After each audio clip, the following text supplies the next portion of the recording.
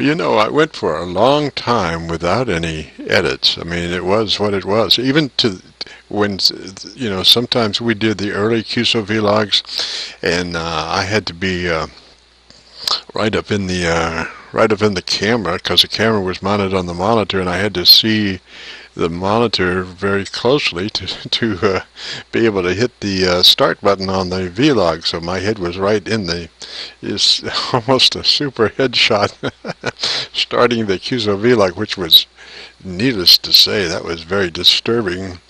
And then I did move the monitor point to more of a 45-degree angle, so I can be looking at the monitor directly and you know, be in position to start the vlog without the super tight headshot. And then I ran across this editing program that really works neat. It's not what you would call one of those super CIA editing things, but what it does, it takes the all right, let's see, if I record the QSO-VLOG, I can put the program, the material into this, and it doesn't put it down a generation. It just chops the the file, and so consequently the edits aren't undetectable, shall we say. But on the other hand, the quality of the video doesn't change from what it was, so it's not reformatted or anything.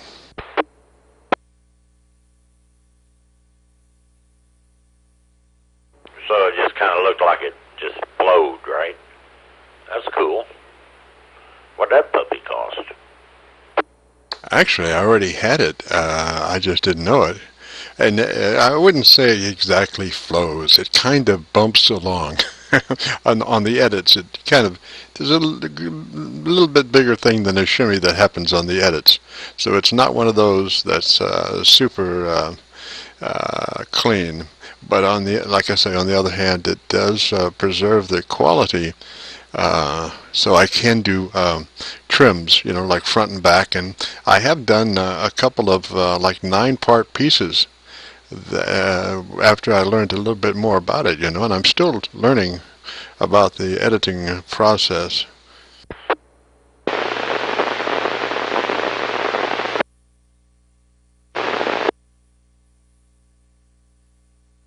You don't do that like in 2 or 3 parts, like in the beginning of the vlog. We see you in a yellow shirt, and then about halfway through we see you in a blue shirt, and then at the end of the vlog you're in a white shirt. You make sure you got the same shirt on all the time, right? Let me just say this. I make sure I always have a shirt on.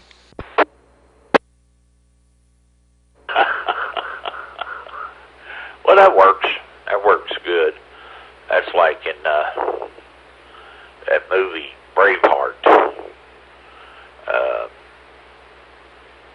It was edited out, of course, but I've seen it on YouTube. Mel Gibson had a wristwatch on while he's walking around in kilts with a sword, fighting the British, the English king. Of course, they got that video. They got that out, but they fortunately saved that for bloopers, and they showed the shot, and there he is with. And of course, being Mel Gibson, he doesn't have a cheap wristwatch on. Roger that. Yeah. Well, yeah. There's a guy that's supposed to be taking care of that. I think it's the continuity queen or king that's supposed to be observing, like what his position was in the last frame that they shot, so they could semi-match the thing, or make sure that they don't match the. If he was in a long shot, they go to a close-up, or if he was in a close-up when they last left, they come back with a wide shot, something that would work editing-wise. And he's also supposed to be, kind of watching what the subject's wearing too, just to prevent things like that.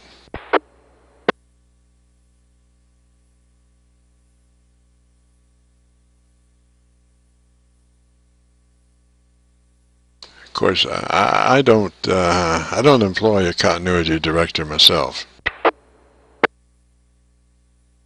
You're too good at it. You don't need one.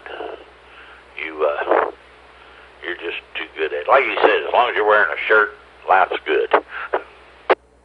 Close enough. Close enough. Pants are optional.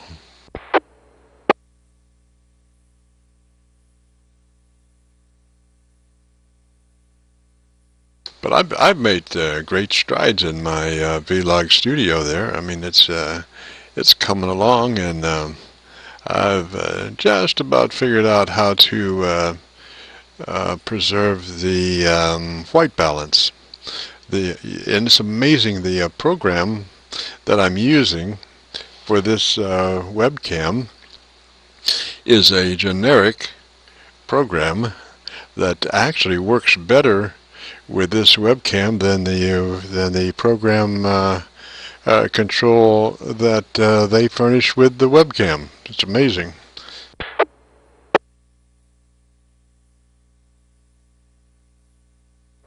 I have been on your vlog. I've been working on this thing for 3 months, and I finally had unplugged everything completely, put it in bags, protected it from the dust and stuff about, 5-6 weeks ago. I haven't seen any of your vlogs lately. I've got, of course, I'll do that today. I actually got my laptop in here yesterday and plugged in. Of course, the battery's completely dead. I hope I didn't destroy that battery by letting that happen. But I should be able to get back into watching them. Roger.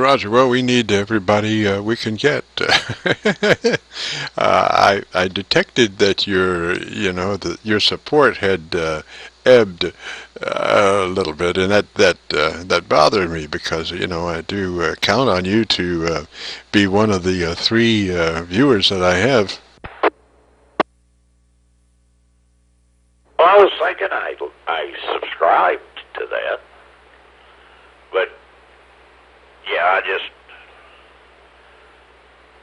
my cell phone's a piece of junk, so watching YouTube on it is frustrating, to say the least. So my laptop's been plugged in all night, so when I get back from going out for breakfast, I get back from that, I'll probably get into this. Jim, can you give me a couple of minutes to go get a cup of coffee? I've been without a cup of coffee for about 20 minutes now. Oh, I can see this is going to be one of those where I have to make an edit. Before you go, I just wonder now, I've got three viewers, 3 subscribers. Are you Little Egypt? No, I should be by my name. I'll be right back. Roger. I know Kevin is one of your 3 subscribers or whatever, because, what is his call sign? KK4 ZMD, maybe? I know he subscribes, but I don't know what he's under YouTube. I'm by my name. I don't have a secret handle. Roger. I think Kevin is KK4 CLD. I believe that's right. Does that sound right? That's what I'm thinking. Yeah. If that's not right, that's real close.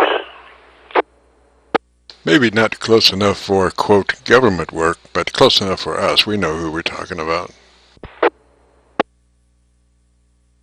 Yeah, I guess he's actually had people over to the house, and he's pulled up the SWIZZLE QSO.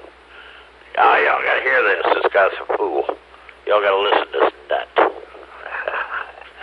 So, I know he's played that a couple of times. He said he liked it. He thought it was funny. You know, I had somebody ask me once, you know he records you. Yeah. No, I didn't know that. Not all the time, but I said, what's the big deal? Well, don't you feel bad somebody recording everything you say? I said, it's Jim, for God's sakes. I'm pretty sure I don't have to worry about anything I say to him appearing in a court of law.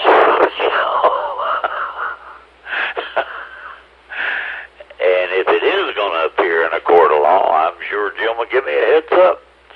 But I can't imagine me saying anything that would, you know, that's my bad. If I said something that I got to worry about. Well, Roger, and if it does come to a legal case, I will always give you credit. JR said that. I mean, no doubt about it. It's right there on tape. He said it, not me.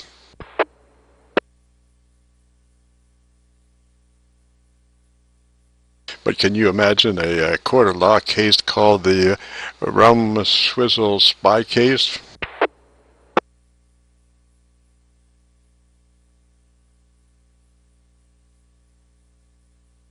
I might become famous, and next thing you know, I'll be on one of those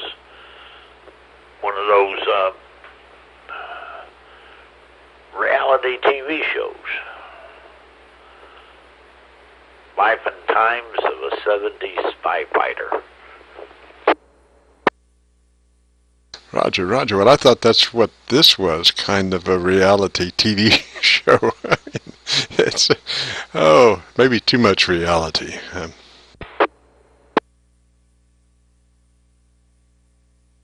Some people let weird things bother them. And, you know, if you're all that worried about your private life, maybe you ought not be a ham operator. Yeah, you might want to go into each room and say, hello, test, test, just to be sure your bugs are working right.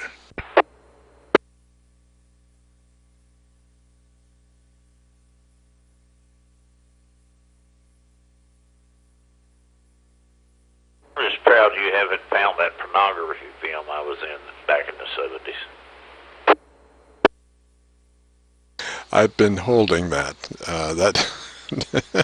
The one in Boston, the little bar on the Commons.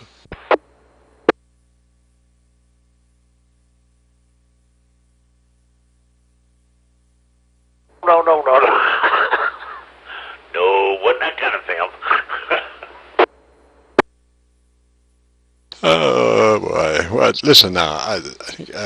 What I would like to do is have a coming into the closet QSO-VLOG, kind of one of those that celebrates something just before it happens. You wouldn't say that you've actually moved into your radio closet yet, have you?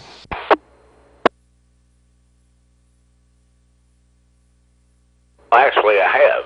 Yeah. The only thing I haven't got hooked up yet is my HF. But yeah, pretty much everything else is where it's supposed to be. Oh, I don't have my TV in here yet either. But my HTs and my laptop and this radio, yep, they're all pretty much, it's all together. God save the Queen. All right, but nobody else, CBS, NBC, or ABC hasn't done a special on the JR closet yet, have they? Oh, no, I've gone to great lengths to make sure they didn't find out about this. You know, no, not even Fox. And we all know how slippery they are. Roger, Roger, ranking right there just above CNN. Well, let me then assume, and we all know what that means, that I am the first to be privy to the operation of your new radio closet. Now, the first question that I have for you, JR, is how many power outlets do you have in your radio closet? That's an easy question. I got 11.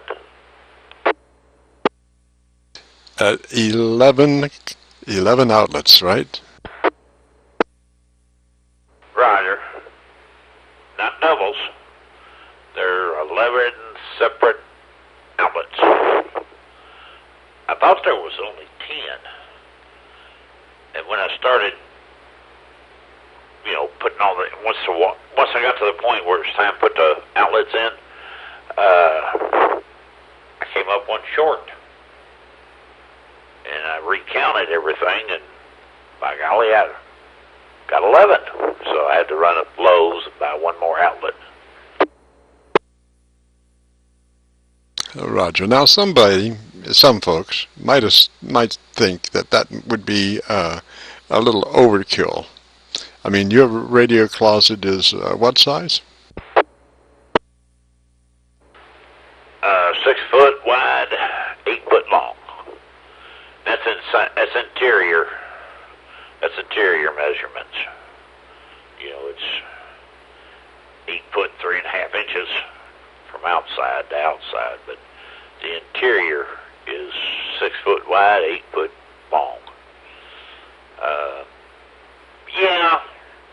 Yeah, a lot of people would think, what on earth they need all them outlets for?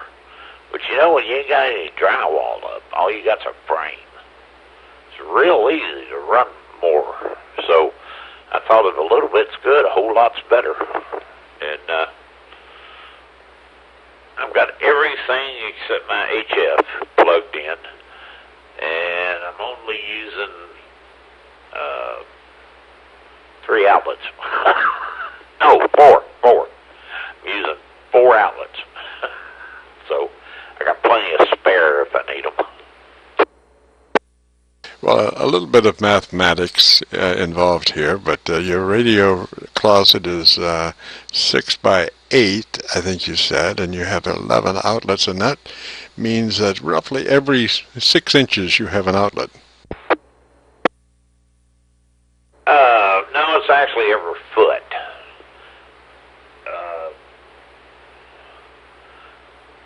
I have an outlet every foot, every 12 inches, 14 inches, however you want to look at it. Virtually every stud has an outlet on it, except one wall. Believe it or not, one wall only has 2 outlets. But I knew it wasn't going to be nothing on that wall. The only thing that's going to be there is my television when I get that installed. And but yeah, they're pretty much everywhere.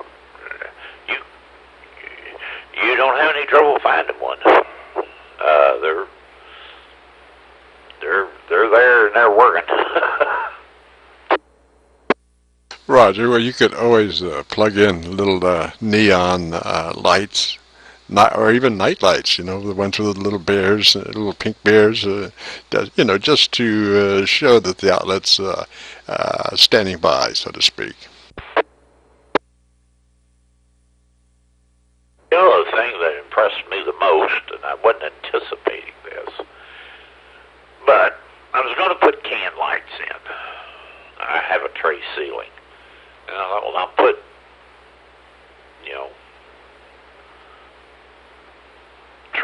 some can lights in. And then somebody, I think it was Drew, he recommended LEDs.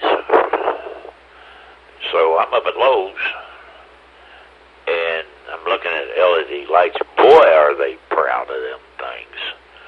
Whew. Must be hand-built by Bolivian virgins on a full moon night, only during the month of October.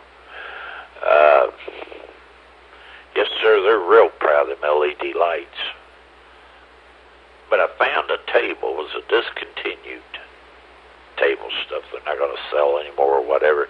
And lo and behold, there was this kind of neat LED light there that's 2,400 lumens. I thought, well, that might be bright enough. I'm not real up on lumens and what all that means. Watts means more to me than lumens. But anyway, I'm sitting there thinking that ought to be plenty. That one big round, looks like it belongs in an operating room, actually. Big old round thing. So I bought it. It was half price what it was originally. And when I got it all hooked up, and I turned, sorry about that, and I turned the switch on for the first time, didn't take me long to figure out I need to get back up to Lowe's and see if I can find a dimmer switch for this thing. Good Lord, not only is it as big as an operating light, you could use it to operate on or with. Well, I hate to tell you, JR, but you were saying that light's 2,000 lumens. They only use 1,500 lumens on X-rays.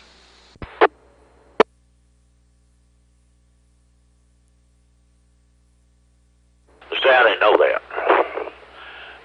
Barely realized lumen has become the new wattage thing. But it's 2,400 lumens. And I got a dimmer switch, and I have it on its lowest setting. So, if lack of power means longevity, this light should make it to the next millennium, because I have it on its absolute lowest setting, and you just see real good in here. Roger, with two pairs of sunglasses simultaneously. The problem is that that dimmer will generate something called SCR chop, and that is a buzz that gets into everything. The last thing you want in your radio closet is a dimmer. You will find that out when you get to HF, man. You'll have hash from one end to the other.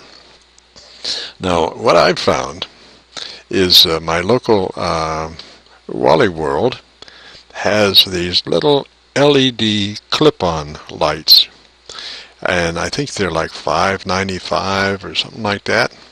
And these clip-on lights, I have regions in the radio room where I use them, and I use two on my SB220, one on the antenna switchover where I select the antenna that I want, and the other comes around front. They're on goosenecks, and the other comes around front to light up the front of the SB220 and the SWR power meter, so I can see what I'm doing there.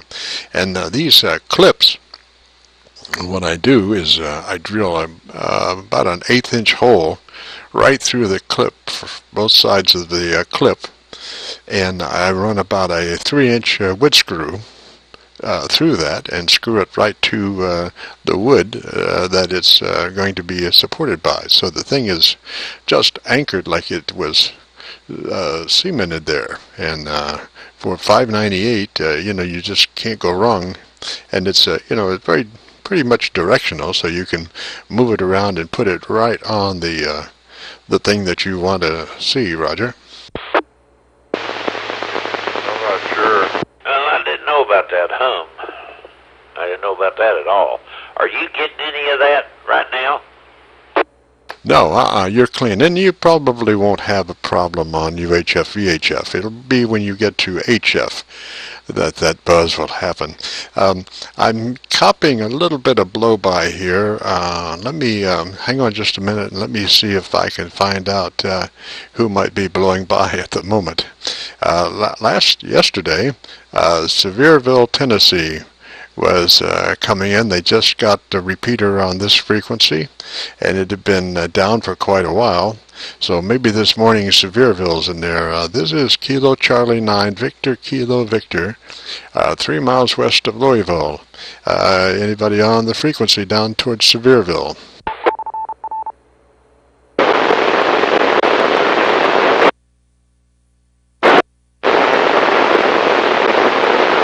Just a little bit of staticky there, something there, but it's not conditions like it was yesterday. I was getting about 4 or 5 lights when our repeater cleared off. I was getting 4 or 5 lights, and finally we started talking to Sevierville, Tennessee. Roger.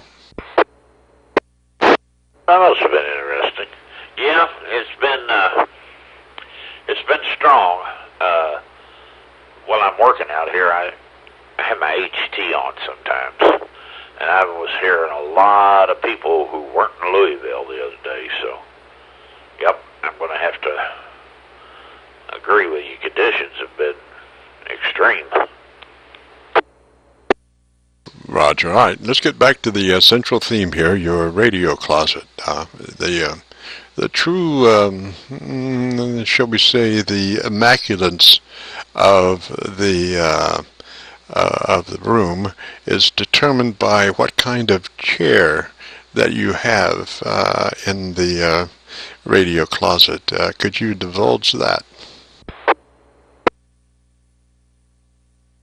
Yeah, I got a cheap little office chair that's got wheels on the bottom of it, so I can roll around.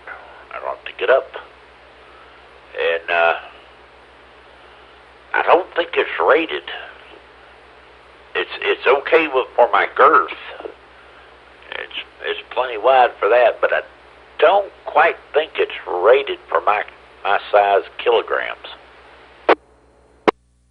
Roger. Well, but you pass the opulence test because you know, if it were a smaller area, you would be on a bar stool. Yeah.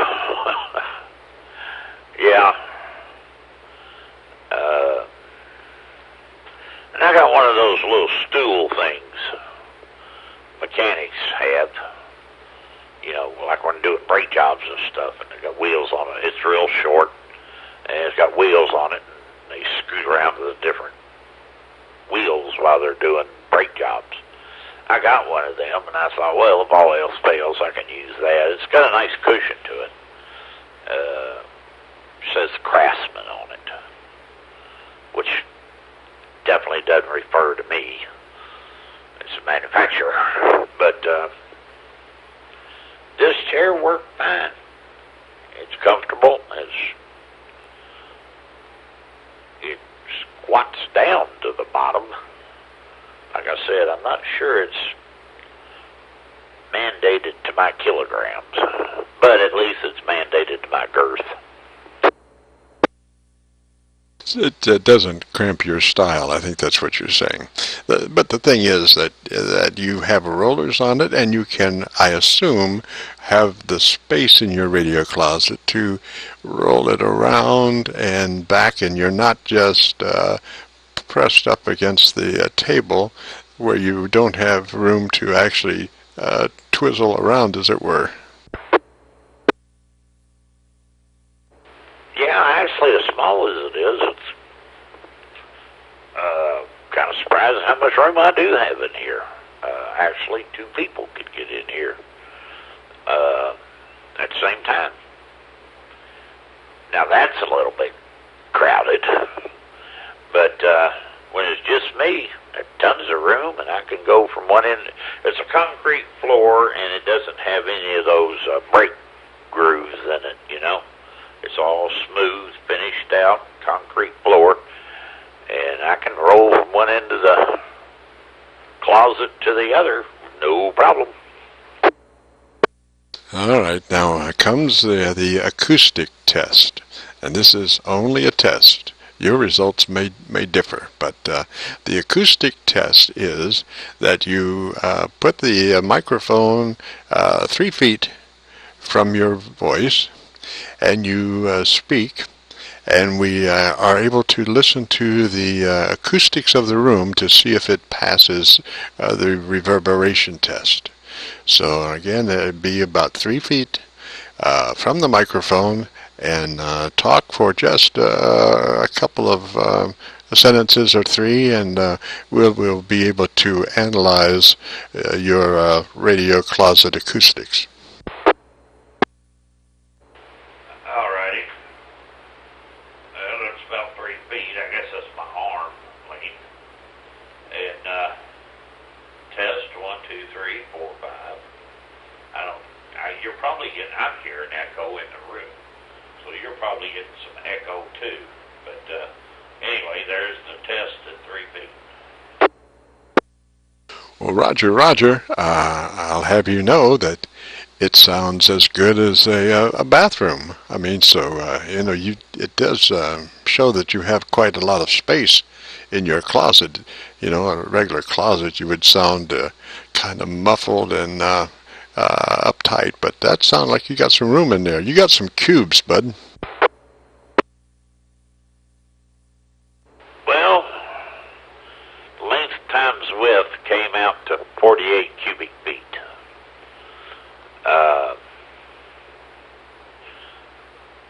Yeah, actually it is about the size of the bathroom. Never thought of it that way before. The bathroom might be a tad bit bigger, but bathroom also has tile in it, ceramic tile. That might have something to do with the echo in there too.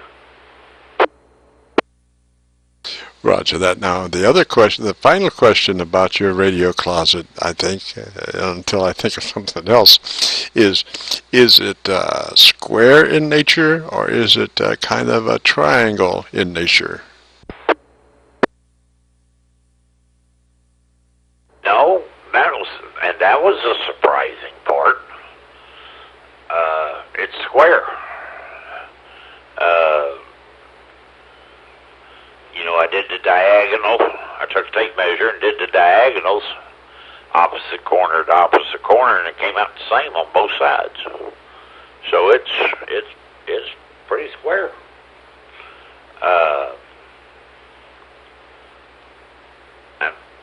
was trying to make that happen, but I didn't actually think it would. I figured that thing probably be 3 inches off, but it wasn't. It's like a 1/16 of an inch difference in the two measurements. So it's pretty square. Roger. Well, that's amazing, and I mean, all without planning. It's. I think it's going to do well for you, JR. I think most people are coming out of the closet, but you're going into the closet. So I think that's a good sign. Yeah. I may have to change that closet name. There have been several references to that, so I may have to change this to my studio. Roger that. Now that's I think that's the better thing. We'll call it JR's Compact Studio. JRCS.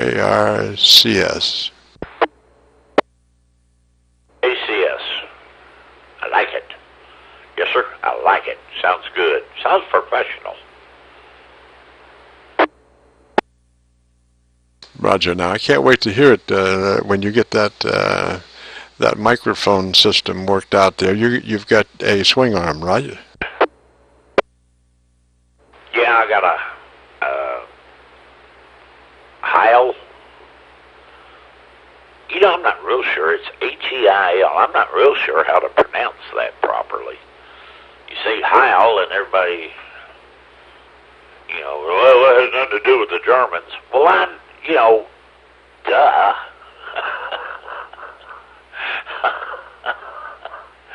But anyway, yeah, it's the same one I have for my HT. The problem, I haven't opened the box up yet. I don't remember ordering a clamp or that thingy that you drill a hole in your countertop or your desktop and screw that in, and then this thing just pops in. I don't know if I've got one for the HT, so I've got one to be able to use, but I don't remember ordering one of them clamps or one of those holding holes. Listen, JR, for the amount of money that they charged you for that, you should have 7. And the other question is, do you mean that you have 2 swing arms? One for the HT and one for your HF, or what? Yeah, yeah, I got one for the HT on a dynamic microphone, and then Kevin gave me that other dynamic microphone, and I went ahead and ordered another swing arm when I ordered the cable. So, and yes, I understand, thinking in retrospect, I could have hooked both microphones to the same swing arm, but you know, I don't think as smart as quickly as other people. Or one microphone and a switch.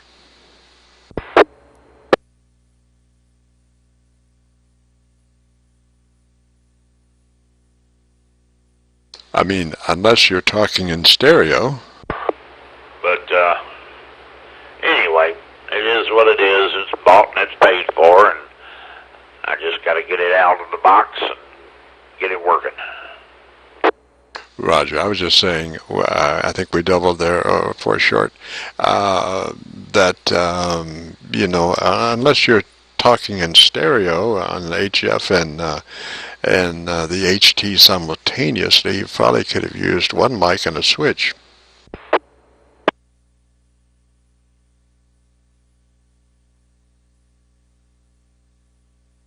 I mean, in my case, I've got one mic and 6 radios.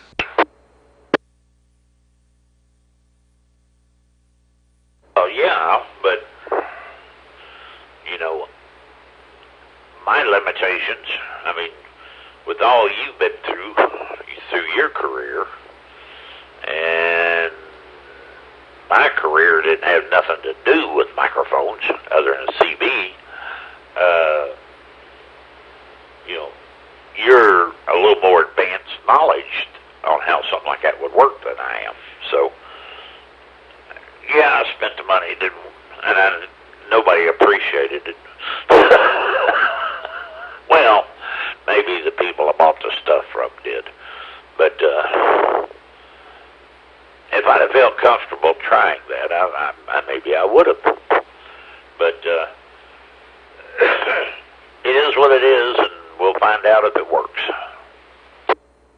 Roger. Now, you know, obviously, there could be some difficulty running 2 swing arms in the same general vicinity, so my suggestion would be to put one swing arm towards the left of the radio table and the other towards the right, so at least they can navigate separately fairly easily. Make sure you don't get them too close to the walls, because they do have some blow-by kind of in back of them in certain positions. So, you know, kind of, you know, work that out. And then you could put 2, swing them together to where the microphones kind of are in the middle. And then if you had this big windscreen that you could put over, no. Actually, you kind of touched on something there. I figured the best way, now one's gold and the other one's black. The microphones themselves in color. But I figured the best way, because I bought a packet of those windscreens at, I don't know, some music studio store place, and they're different colors. And so I thought I'd put 2 different colors. You know, I'll put the green one on the HT, and I'll put the red one on the 2 meter, and at least I'll have a visual help on that. Roger. Now, the other consideration would be, and you might think about this for down the road, is at some point you may want to run a little additional power excitation in your HF communications.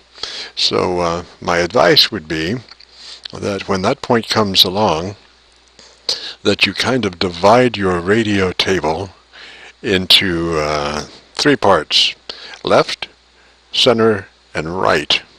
And my suggestion would be that on the right hand side you would have space for your amp, and then on the left hand side you would put your microphone swing arm and all that kind of stuff.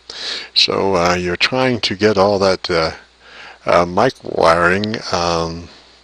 Well, there's 2 thoughts of that, but that's what I do, is try to get the power side on one and the audio side on the other. But eventually you have to get the audio to the radio. So if the radio would probably be kind of more in the middle of things. Roger. Roger. Yeah, I originally thought having them both on the same side of the bench, and that way I can separate the bench up. I want a spot I can write on, have a tablet and a pencil always there, and then there's another spot for my laptop. I have a large screen, flat screen left over from my PC that bit to dust, and if I can get on my lazy butt and order one of them VGR to USB port cables or adapters or whatever, that anyway, what I'm thinking now is I'll have HT on the left, all the way to the left. I'll have 2 meter all the way to the right, and then I'll have my laptop and a writing pad in the dead center. I believe that'll work. Roger that. Now, I just kind of in the last 3 months moved a computer monitor into my radio room. I mean, I had one kind of off to the left, but way far left, and then so this new one is kind of just off center left, and I used like a I guess a 1/2 inch or 3/4 inch water pipe with a flange, and mounted the flange on the table, and then came up about 8 inches and put a pedestal in and then the pipe goes on up to the height of the monitor, and the monitor sits in there and rides about 8 inches, 9 inches up from the table, so that frees the room, the table, for equipment underneath it, and brings the monitor up to about head height, so you're looking straight at it, and plus then you can pivot it. Roger? Well, that'd be handy. That'd be real handy. I'll give that some thought. I'm putting a bookcase, or shelves, not a bookcase. I'm putting shelves on the wall behind the radios and the HTs. And I thought when I built that, I was going to build, it's going to be cubby hole light. And I thought I'd build one of the cubby holes to match the size of that monitor, and I just slide it in there. But that sounds better, because you can move that around for adjustments, where with what I'm talking about doing, you can't really Raj, I got to do something here. This is KC9VKV. This is KC9VKV. This is KC9VKV. This is Kilo Charlie 9 Victor Kilo Victor. KC9VKV. I think that should bring us up to date. Oh, we're doing that again. Okay. W3JRB, the voice of Cobblestone. Talking to my good friend KC9VKV. Actually, Jim, I need to get out of here because I got to be someplace at 9 o'clock and I need to take a bath. So I hate to say this, but because I enjoy talking to you, especially when we have it all to ourselves. But I need to bug out. So, with your permission, I will clear out of here and go take my bath and try to be where I need to be at 9 o'clock. So, Jim, you have a good day, and hopefully I'll talk to you later when I get back. W3JRB.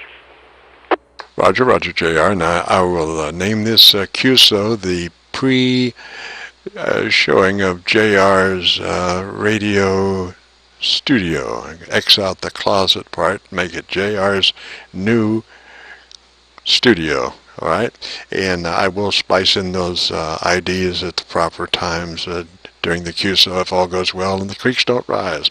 Catch you later, man. Have a good day. This is Kilo Charlie 9 Victor Kilo Victor. Will be clear.